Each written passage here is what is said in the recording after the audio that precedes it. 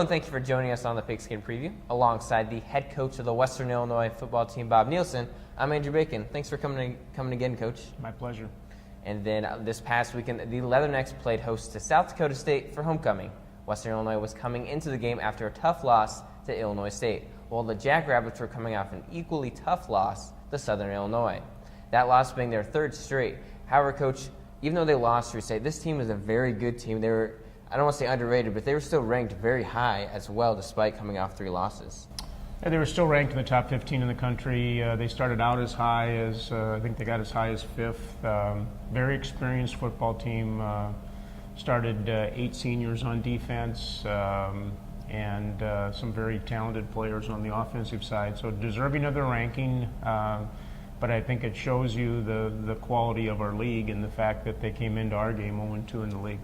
Yeah, the very tough conference, as we constantly say throughout the show, very tough. Unfortunately, though, for the Leathernecks, South Dakota State would get the win with a 38-14 score. Let's toss out to WIU TV 3 commentators Nico Heflinger and Garrett Canuck for the first half highlights.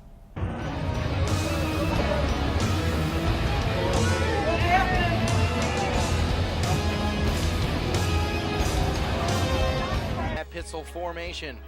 3 wide receivers towards the bottom of your screen. It's going to be a play-action pass and a quick throw out to Fredson Solomon, who will spin and pick up a gain of 6 yards on first down. An impact on the first play from scrimmage, 2nd and 3, and this is going to be a handoff to Baker, who's going to get close to the first down. Kind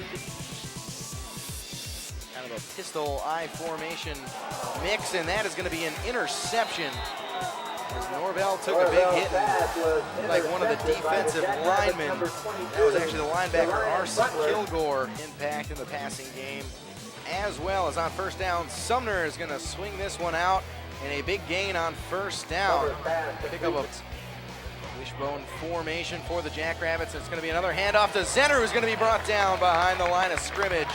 Players can keep Sumner on his toes as on third down, a wide open Cam Jones, and he's going to get in for the touchdown. Jackrabbits strike first. But on first down, Norvell is going to have a play-action pass. Kind of fooled me a little bit, and looks like that is another interception for the Jackrabbits. So Austin Sumner and the Jackrabbit offense starting with great field position again, and once again, a big completion for the Jackrabbits is another handoff to Zenner, who's going to be slowed down and brought down by linebacker J.J. Raffleson. Wins the matchup on the second third down attempt. Another handoff to Zenner, and he's leaping. And it looks like the defense might have stopped him. Raffleson in on that stop once again. On the goal line so far, can they do it again? Play action pass, and Sumner finally finds a man, and it's Jason Schneider, 14-0 pending the extra point. Zenner motioning towards Sumner's right, and Sumner a lot of time. The Leathernecks failing to get any pressure back there and going long and breaking up the pass was Richard Chungoff for Sumner and the Jackrabbits. Leathernecks sending a lot of pressure. Pass going to be caught by Zach Zenner and eluding a tackle and breaking another one in a huge gain. Just the awareness to know that he had a man coming up behind him. As another play action pass, this time brought down for a sack. Davon Butler getting in the backfield. Zenner in motion again.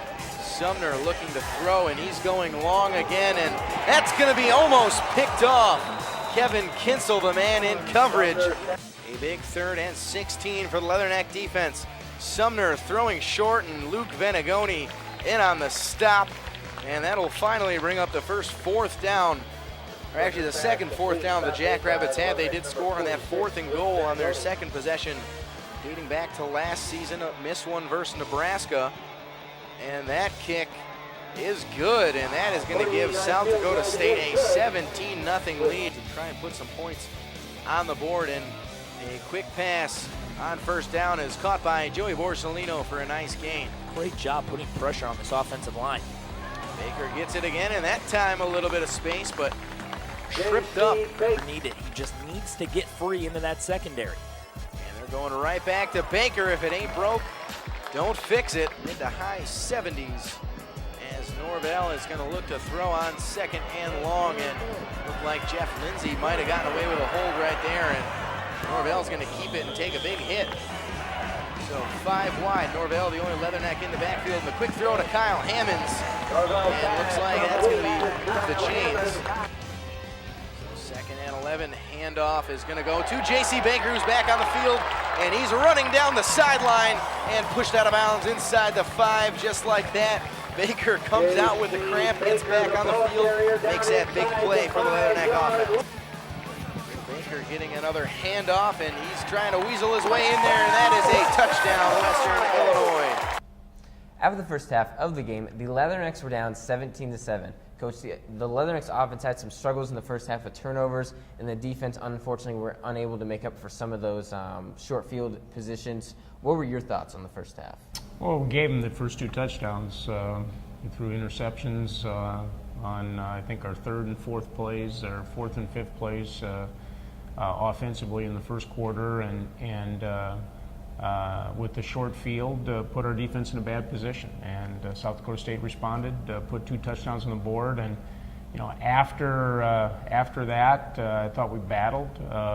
We made a nice drive. We got back within 10 points at 17-7, and had the ball, and we're driving there right before half until a holding penalty got us off schedule, and we ended up just running the clock out. But we went into halftime really feeling that we had some momentum going into the second half. All right, well, we're going to go ahead and take a quick break, but we'll be back for the second half. You're watching the Pigskin Preview. Look at me. Hey. Raymond, look at Mommy. Maybe the light hurts his eyes. Maybe she's just not hungry. Maybe he can't hear us. Maybe we're not stimulating him enough. Maybe it's a phase.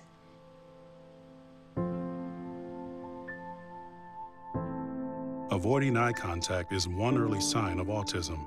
Learn the others today. The sooner it's diagnosed, the better. I'm one unlucky guy. The chance of being involved in a robbery is 1 in 757. The chances of being struck by lightning. 1 in 750,000. Please fasten your seatbelts for unexpected turbulence. The chances of being a victim in an airline crash? 1 in 29 million. Hey, could I get some peanuts? The chances of being involved in a car crash are far greater than lightning strikes and plane crashes. And if you are texting while driving, your risk of crash increases 23 times. Now, I may be an unlucky guy, but I don't have to be part of that statistic, and neither do you. Drive responsibly.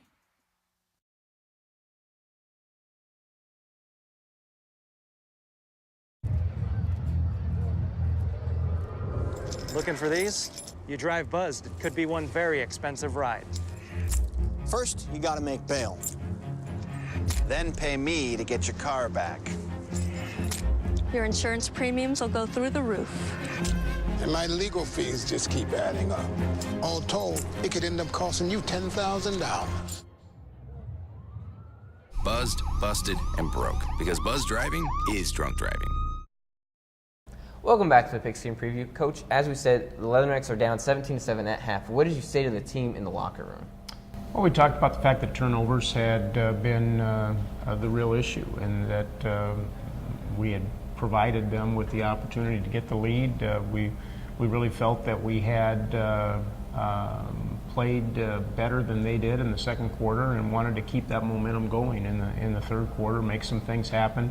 It was a similar position to where we had been the week before against Illinois State, and had come out and responded very well to that challenge in the third quarter. So we focused on the adjustments that we needed to make, and the things that we needed to do to get us back into the football game. All right, well, let's go ahead and take a look at the second half. One of the best in the business in the Missouri Valley Conference when it comes to reading a quarterback's eyes and turning over the football, and intended for Schneider once again in a big game. 8.5 minutes left in the third quarter. Another play action pass and some pressure in the backfield. Gino Durley there for the sack. Sumner in the pistol. And a lot of time in the pocket, and that's going to be a completed pass to Jason Schneider. And another first down. This is going to be a 23-yard attempt. It is right through the uprights. actually no good. Great Western Illinois games, as we'll see if Western can try to make a comeback. And Chip Holschlag on the first play from scrimmage, as Sumner is under center. And another play action pass. Sumner a lot of time though, and a big gain. High formation. And another play action pass, and Sumner airing it out, and he's got a man. It's Schneider inside the 10-yard line. That second drive of the first quarter. There's another play action, and the throw and the touchdown. Sumner pass completion number 46. The lead for the Jackrabbits is extended. J.C. Baker get another big gain or two. He'll cross the century mark for the 4th time this season. Norvell with an empty backfield, and he's airing it out. He's got Fritz and Solomon. Okor just couldn't stay with him. A play action pass, and this time man wide open, and that's going to be caught and pushed out of bounds at the 20-yard line. 5 wide set for Norvell. Looking to throw, he's going to tuck it in and run, and he's going to be brought down just short of the goal line. Ball going to be placed at the 1. Getting right back on the ball and handing it off to J.C. Baker, who's going to get in for the touchdown. Western answers with a quick, well-executed drive. Here in the 3rd quarter, Sumner under center. And finally, Zach Zenner getting a handoff, and he's got room up the left side of the field and cutting it back to the middle and breaking this one. And no one is going to catch Zenner, who's going to take the first carry, 82 yards to the house. So just when you thought Western Illinois was back in this football game, Zach Zenner, who only had 30 yards up to that point, his own territory, Trenton Norvell, going to hand it off to J.C. Baker, who's going to break a tackle from Kilgore. Norvell with a quick throw and in very tight coverage, and just pulling the ball out of the hands of Joey Borsellino was the Jackrabbit. That is going to be Norvell's 3rd interception of the ballgame. Another I formation and another handoff to Zenner, who's going to be in for his 2nd touchdown of the football game. As we saw, the Leathernecks would lose the game 38-14. Let's go ahead and take a look at some of the stats from the game. Trent Norvell would finish 9 of 23 for 118 yards and 4 interceptions. J.C. Baker had 112 yards on 27 carries with 2 touchdowns. And David McDaniels, another big play in the first half. He had the interception, made a couple big plays last week, or 2 weeks ago against Illinois State. And then going to the other side, Austin Sumner finished 21 of 35 for 265 yards, 3 touchdowns with 2 interceptions. Zach Zenner, 133 yards, 21 carries, 2 touchdowns, but if it wasn't for a big play, Coach, his numbers would be severely down. And then Jason Schneider, 7 receptions, 118 yards, and then the touchdown. And so, Coach, as we said, the offense had some struggles, and then the defense had some struggles as well, as they allowed Austin Sumner to have over 265 yards, something you don't usually see out of the Leathernecks defense. Well, we gave up some big plays through the air, and some plays at critical times. We had them on their first scoring possession, had them 3rd and off schedule, and they blew a coverage. They completed a ball down the middle of the field for their first touchdown. Blew another coverage later. Those were the mistakes that, when you really look at the game and break down, why it ended up being the way it did. We made some mistakes defensively. We turned the ball over offensively. All things that you can't do against good football teams. And then there were a few bright spots. So as I mentioned in the box score stat there, Zach Zenner was held to pretty low yardage until he broke out for an 80-yard gain. The Leathernecks defense did a phenomenal job on him, as he's one of the best in the country. It was really a turnaround play. We had contained him pretty much all of the entire game, rushing, and we got a scoring drive, got us back within 10 points at 24-14 late in the 3rd quarter. Felt at that time we really had some momentum going and potentially could swung the game our way. And then on the first play after that touchdown drive, he breaks off an 80-yard run. It was one of those plays that we had opportunities to tackle him and for what would have been a shorter gain, and didn't get him on the ground. And he's that kind of back. He's capable of taking what should be a short gain and breaking a tackle or two, and then he's fast enough where he can take it the distance. And that play really was the play, I think, that it kind of did us in. All of a sudden now we're down 3 scores. with a quarter to go against a very good defensive football team, and so that was a disappointing play that we'd sure like to have back. All right, well, one of the members of the Leathernecks who is key for this defense is senior defensive lineman Jacoby Sessions. Sessions is a transfer student from ASA Junior College. Sessions is not the only Leatherneck from ASA, though. Also joining him over a year ago was senior wide receiver Fredson Solomon. This week, Jacoby Sessions and Fredson Solomon are the Pigskin Previews featured players. Fredson Solomon and Jacoby Sessions not only went to the same junior college, ASA, located all the way over New York, they also went to different high schools in Miami, Florida. Yet, until arriving at ASA, never knew each other. No, we didn't, but we actually played each other in high school. High school won, so we just knew each other from basically playing each other from high school, so basically that's it. It was about 3 years ago. He came to college, junior college, man. We both had a great time. And I actually seen him in the dorm. He was a little guy, but I knew he was from Miami, so he had speed. All the Miami kids, we all stuck together. So me and Jacoby, we stuck together. We just became better friends because there was a lot of people from Miami over there, so we all just stuck together. Going from Miami to New York is quite the change. Many people would be tempted to stay in the nice weather in Florida. However, both Solomon and Sessions had their reasons for leaving. I wanted to travel. I was tired of staying in Miami. I was a local kid. I wanted to explore. So I was like, New York is a good look. So I took the offer and I just went to New York to play football. Long story, but I had a couple D1 offers coming out of high school, but that ain't go as planned. So I had to go the junior college route. The long way. They said the long way makes a man tougher. But the storm ain't over yet. Again, being in New York, Sessions and Solomon both decided to go a ways away and choose a whole new environment. This time, the two former ASA players elected to move to the Midwest to play for the Western Illinois Leathernecks. A big thing with Coach Ward, man, great guy. Great guy to have a coach as, great defensive coordinator. He actually showed me more than football. He showed me it's a family at Western. Western is a big tradition of winning. So that's what I wanted to be a part of the program for. Jacoby did put in the work for me to come here with Coach Ward, and then they looked at my film, then they offered, so I said I might as well go come up here with Jacoby since he's already up here, and he's a good friend of mine. Known him for 2 years, so we built a great bond, so might as well take that to Western. The first time moving to a new place, they did it without knowledge of the other.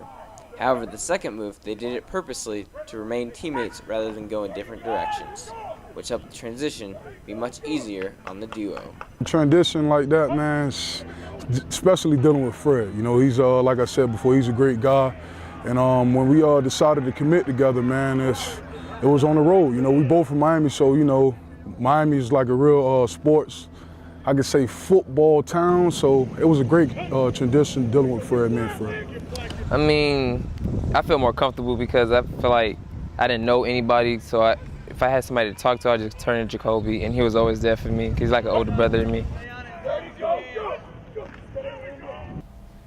Coach, these two Leathernecks, Fredson Solomon and Jacoby Sessions, were brought in last year, and since then they've really contributed to this team. So can you just talk a little bit about their talent and their leadership that they bring to the Leathernecks? They're both very unique personalities.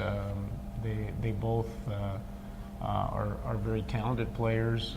Jacoby, obviously a big guy inside that is a very good run stopper in the defensive line. Fredson, totally opposite in terms of size. One of the smallest guys on our football team, but quick. They both have very engaging, outgoing personalities, and guys that from a junior college standpoint have fit in well to the Western Illinois program. And then having Freddie back from last year, he was one of the leading receivers last year, and he's really, I guess, shown that senior leadership, guiding a lot of young freshmen that the Leathernecks have this year with Lance Lenore and Joey Borsellino. Yeah, we certainly missed him. 2 weeks ago when he couldn't play, he's one of the offensive weapons that we have that has big play potential, and so it's good to get him back in playing, and hopefully we can continue to develop the things that he does well through the second half of this season. And then Jacoby, obviously, he didn't start. I don't think he started a lot of games last year, but this year he's really stepped into that role and took over for Dwight Harris, who was a senior last year. Yeah, Jacoby has played a lot of football for us this year, and we need him to play a lot. He was a little bit hampered with a minor injury last week and didn't play as much, and as a result, Gavin Ricketts played a little bit more at that position, but a guy that is capable of playing at a really high level against the good offensive linemen that we face in this league week after week. And then, Coach, speaking of Gavin Ricketts, he'll be joining us after the commercial break here, but stay tuned as we take a quick commercial break. This is the Pigskin Preview. If you drive buzzed, it could cost you around $10,000. You'll face major legal fees, major fines, and steep insurance penalties. You could lose everything. Buzzed, busted, and broke, because buzz driving is drunk driving. We are now joined by sophomore defensive lineman Gavin Ricketts. Thanks for joining us. All the time. All right, well, we are going to start the 2-minute drill. Are you ready? Of course I'm ready. It's tough questions, man. A lot of tough questions. Yeah, I'm ready for it. All right, let's go ahead and start here. This past week, you made your first start for the Leathernecks. What were your feelings going into it? It was sheer excitement, actually. My dad came for the second game of the season, and I told him I was going to be starting. And I really wanted to make him proud, and also to show Coach Hens that he wasn't making a bad choice of starting me in that position. Because of course, starting a sophomore who hasn't really had a lot of playing time is a big chance, a risk a coach is taking. So I appreciate that he gave me that opportunity. And it's only second year, as you said. You're a true sophomore, not true sophomore. True sophomore. And then when you're on the field, I noticed, especially last game, you get very excited, very loud. What gets you so fired up at the football games? The passion of the game.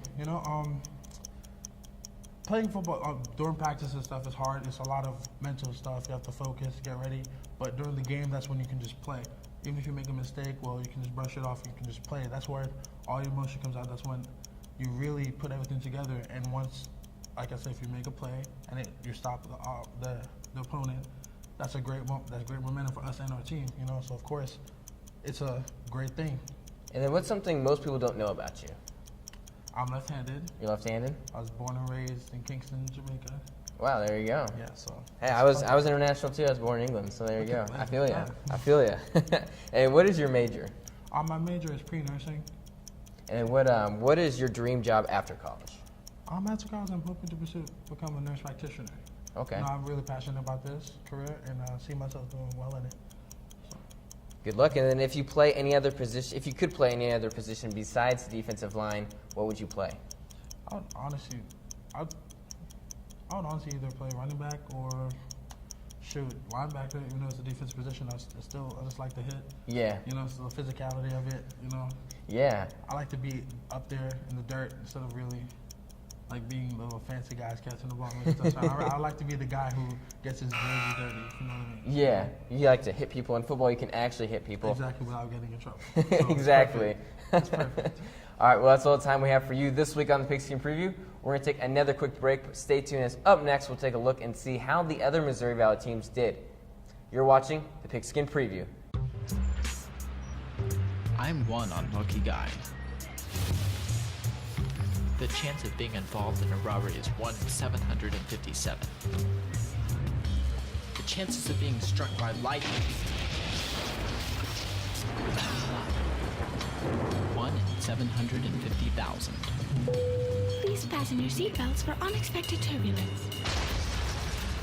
The chances of being a victim in an airline crash, 1 in 29 million. Hey, could I get some peanuts?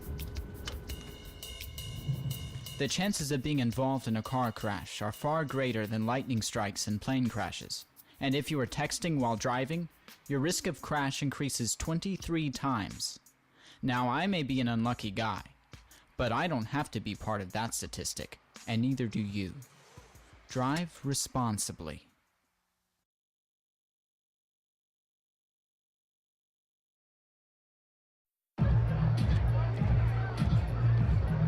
If you drive buzzed, it could cost you around $10,000. You'll face major legal fees, major fines, and steep insurance penalties.